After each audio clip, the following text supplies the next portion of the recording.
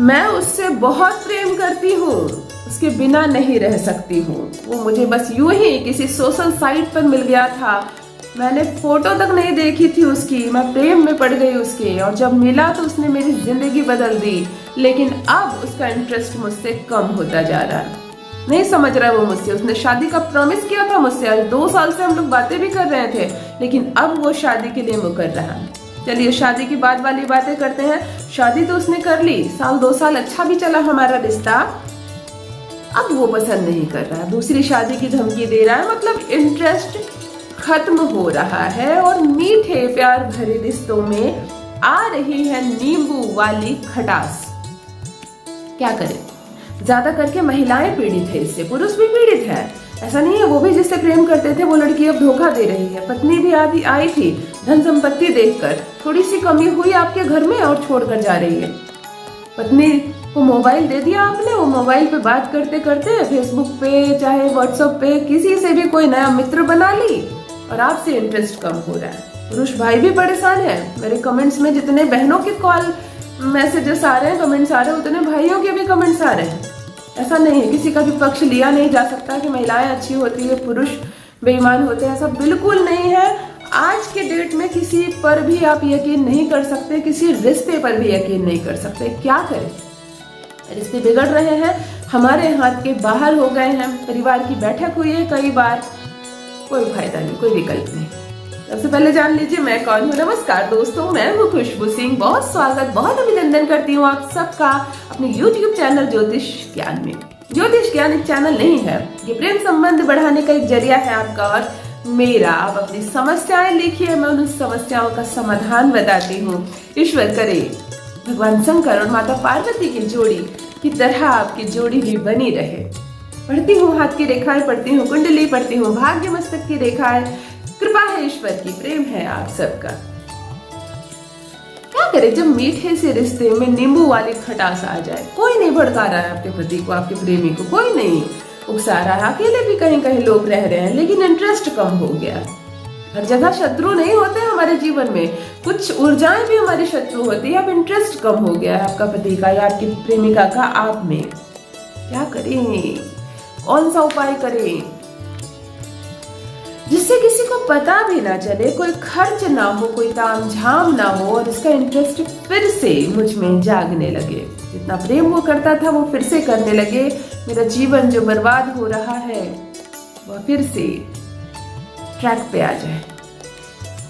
सबसे पहले social site पर आप लोग जो मिलते हैं, जिसको प्रेम का रूप दिया जा रहा है, प्रेम है, सच्चा प्रेम है, इसको कोशिश कीजिए थोड़ा अवॉइड करने का। धोखे बहुत ज्यादा हो रहे हैं, जमाना काफी आगे बढ़ गया है। लोग सोशल साइट पे दूसरों की पिक्स लगा के लड़का होकर लड़की बनकर बात कर रहे हैं, लड़की होकर लड़का बनकर बात कर रही है, अपने समय को पास कर रही हैं। किसी के पास कोई काम नहीं है तो वो 4-4, 5-5 आईडी बना रखे हैं और सबसे बात कर रहे हैं। तो बहुत समझ कर, ऐसा नहीं है कि पेरेंट्स से ही पूछकर आप अरेंज मैरिज का ही इंतजाम करें, आप लव मैरिज कर सकती हैं। एक अच्छा साथी यदि आपको मिल गया तो कोई फर्क नहीं पड़ता कि वो अरेंज मैरिज है कि लव मैरिज। आप अपने परिवार को बताकर एक अच्छे खानदान के एक अच्छे लड़के से विवाह कर सकती हैं।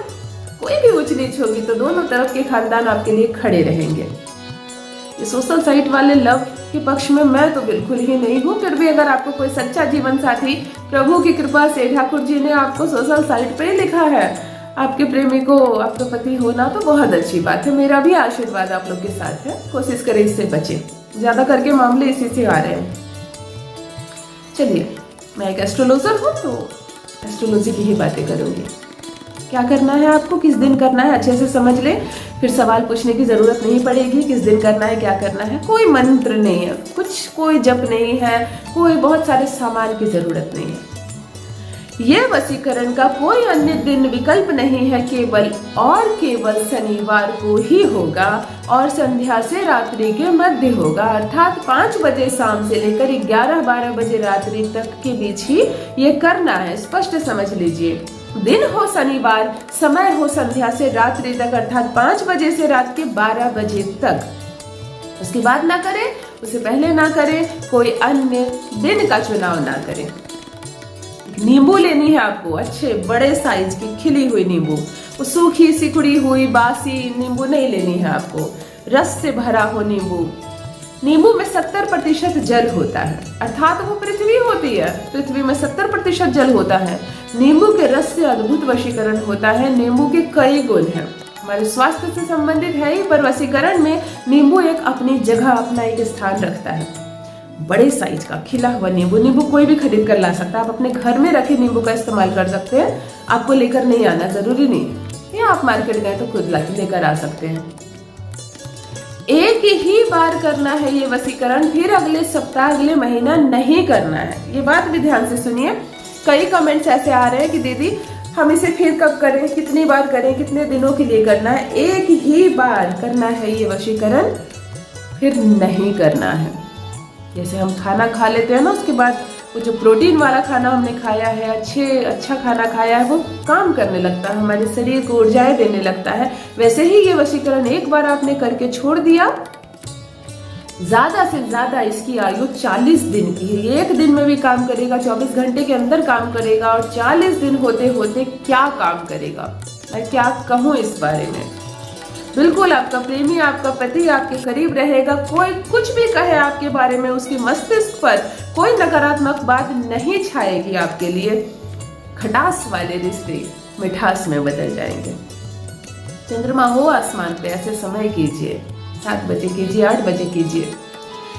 नींबू ले लिया आपने, एक लाल कलर की कलम ले लीजिए, नींबू पर लिखिए ह्रीम श्रीम ह्रीम, हा नीचे आधा रा दीर्घई, ह्रीम पॉइंट ऊपर, श्रीम अगेन ह्रीम।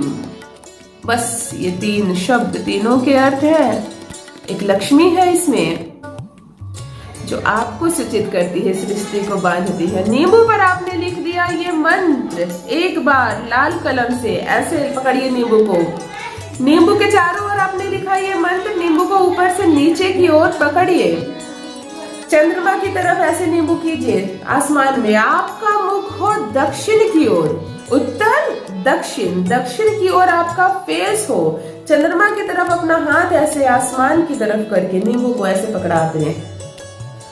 वो जो मंत्र आपने लिखा है कहीं भी घूम जाए कोई फर्क नहीं पड़ता, ऐसे प्रकाश में आसमान में कहा किया आपने।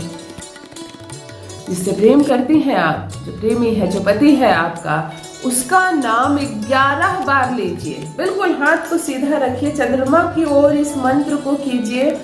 11 बार आप उसका नाम लीजिए, अपने पति प्रेमी का नाम लीजिए। नींबू की ओर आप नहीं देखेंगे, आप ऐसे सामने दिशा की ओर देखकर मंत्र कहा आपने। 11 बार नाम लेने के बाद अपने सर से ऊपर विपरीत दिशा में, अर्थात उत्तर की दिशा में, अभी आपका मुख दक्षिण है, नाम लिया आपने और नींबू को फेंक दिया। कहाँ गया नींबू? आपके छत पे गिरा, किसी खाली जमीन में गिरी, पड़ोसी के छत पर चला गया, या आप किसी मैदान में कर रही थी, जंगल में चला गया। आपको इससे कोई मतलब नहीं है। अब आप उत्तर की ओर मुड़कर नहीं देखेंगे। एक नकारात्मक चीज है, खटास है, जिसे आपने पहले इसमें संकुचित किया, इसमें बांधा, और अब अपने सर से वार के पीछे फेंक दिया आपने। मुड़कर नहीं देखेंगे, इस बात को ध्यान में रखना है। मैं मुड़कर पीछे नहीं देखूंगी। मेरे घर वापस जाने की जो दिशा है, उस दिशा में आप चुपचाप से घर चले जाए, रास्ते में कुछ न कहें। घर जाकर पांव हाथ धो ले, संभव हो तो स्नान कर ले, ना हो तो कपड़ा बदल ले, जो कपड़े में आपने किया है ये उपाय, कपड़े बदल ले, हाथ पांव धो ले, खुद पर पानी छीट ले, मुंह में पानी डालकर थोड़ा फ्रेश हो ले, थोड़ा पानी पी ले। मन में एक चीज बिठा लीजिए, दिमाग में एक चीज, कि मैंने अपने उस शत्रु को, उस खटास को, जो रिश्ते में घुस रहा था मेरे, मैंने फेंक आया है उसे। अब कोई मेरे रिश्ते को बिगाड़ नहीं सकता है। मैं अपने प्रेम से सींचूंगी अब इस रिश्ते को। जहाँ गलतियां है उसे सुधारूंगी, चाहे मुझ में गलती हो मैं सुधरूंगी, जहाँ सामने वाले पार्टनर कोई गलती कर रहा है उसे अपने प्रेम से बदलूंगी, और वो जो नकारात्मक ऊर्जा था उसे तो मैंने छोड़ आया, उसे तो मैं वार दी। ये जो हमारा मस्तिष्क है ना, यहीं पर आधी बीमारी होती है।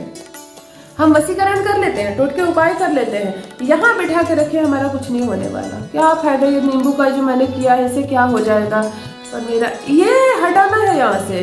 सब कुछ ठीक हो गया है, आज से सब कुछ ठीक चलेगा। पहले जैसे हम खुश थे, आज से हम वैसे ही खुश रहेंगे। कोई गलती नहीं होगी, ना मेरा पार्टनर कोई गलती करेगा, ना मैं कोई गलती करूंगी। इस तरह की सकारात्मक बातें बोल बोलकर अपने चारों ओर सकारात्मक ऊर्जा को फैलाइए। आप स्त्री हैं, संचालित करेंगी आप ही इस गृहस्थी को। पति ने जब कहा था, गुस्से में कुछ कहा था, उस बात को खींच खींच कर इतना लंबा ना कर दे कि वो बातें नकारात्मक ऊर्जा बनकर आपके सर पर बैठ जाए, आपकी गृहस्थी टूटे। सकारात्मक ऊर्जाओं से भर दीजिए अपने चारों ओर का वातावरण। बगिया खिल उठेगी, ये रिश्ता फिर से खिल उठेगा। बहुत बहुत विश्वास और प्रेम के साथ आपका जीवन आगे बढ़ेगा।